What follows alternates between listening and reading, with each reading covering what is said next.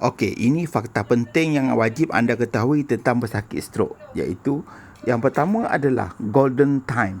Golden time adalah tempoh waktu pesakit strok pada 6 bulan yang pertama selepas mereka diserang strok. Ini bermakna sejurus pesakit diserang strok, maka perlulah rawatan rehabilitasi didapatkan secepat mungkin bagi membantu dari segi pemulihan pesakit strok. Apa yang terjadi sekiranya anda menangguh-nangguhkan rawatan rehabilitasi strok ini? Anda akan meningkatkan risiko. Yang pertama iaitu kelumpuhan yang kekal. Yang kedua adalah risiko untuk serangan strok kali kedua dan seterusnya. Dan yang ketiga, otot-otot dan sendi menjadi lebih keras dan lagi susah dan sakit untuk dipulih. Pada waktu itu, proses penyembuhan giat berlaku bagi mengaktifkan neuron-neuron baru dan akan mengambil alih fungsi neuron yang telah meninggal dunia itu. Proses rerouting ataupun membentuk rangkaian baru dan proses pembelajaran bagi neuron mengawal anggota badan dan fungsi-fungsi lain. Proses tersebut dipanggil sebagai neuroplasticity. Ataupun kita panggil rewiring, buat pendawaian semula dekat otak. Yang kedua, dalam tempoh itu juga tangan, otot, urat-urat dan lain masih lembut dan mudah untuk kita simulasikan dan lakukan rangsangan neuroplasticity. Kami ada kes di mana Cikgu Aniza ni, walaupun tangan dia tidak hidup sebelum ini, tapi kerana selalu digerakkan, dilakukan senaman, rangsangan dan tangannya dia masih lembut, maka lebih mudah untuk kami rangsang dan melakukan sedikit pergerakan pada peringkat awal. Kami juga ada kes Maiden Tay yang telah melakukan pemulihan sebaik saja selepas kena stroke, dan dia melakukan proses pemulihan dalam tempoh golden time. Jadi mereka telah melakukan proses neuroplasticity, melakukan proses neurofisioterapi bersama kami. Proses neuroplasticity ni berlaku paling aktif pada 6 bulan yang pertama, dan semakin lama dia akan jadi semakin perlahan.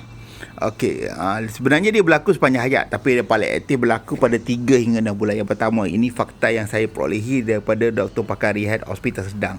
So, proses pemulihan ataupun neuroplasticity juga berlaku pada setiap orang ni, dia tak akan sama. Ada orang yang cepat, ada yang lambat, bergantung kepada kecederaan otak tersebut, bergantung kepada respon badan, bergantung kepada kognitif dan sebagainya. Ada banyak-banyak faktor yang perlu dilihat. Contohnya kami ada beberapa kes seperti Izzuddin, dia stroke lebih daripada setahun, tapi dia dah mula berdikari. Cuma kata dia ada isu kognitif yang perlu kami fokus sebelum kita sambil-sambil kita pulihkan dari segi fizikal lah.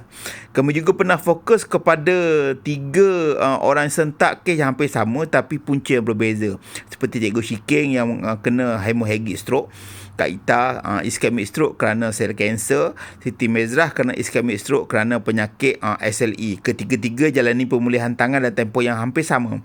Kak Ita dan Siti Mezrah tunjukkan progres yang hampir sama dan boleh angkat dan kawal jari, tetapi kes Cikgu Shiking yang progres yang lebih perlahan. Ini kerana bahunya jatuh teruk dan boleh dikatakan meletak 2 jari di rongga antara tangan dan lengan dan bahu dia lah.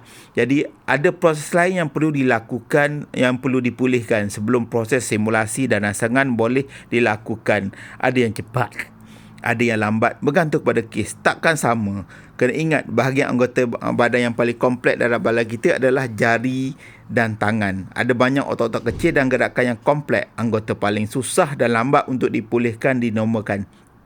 Tapi kesilapan yang dilakukan oleh ramai pemulih anggota fisioterapi, mereka abaikan pemulihan tempoh golden time tangan dan fokus kepada kaki sahaja kerana untuk yang berjalan. Jadi ini menyebabkan menimbulkan kesukaran untuk memulihkan anggota tangan pesakit stroke kerana dia lebih kompleks. Sebab tu kita lihat ramai pesakit yang boleh berjalan tetapi tangan dia mengerot, mengikut dan sebagainya kan, dan tak pulih kan. Kita boleh nampak dengan kita jumpa lagi dalam video seterusnya dengan fakta-fakta yang berlainan daripada Rumah Rehab Al-Helmi.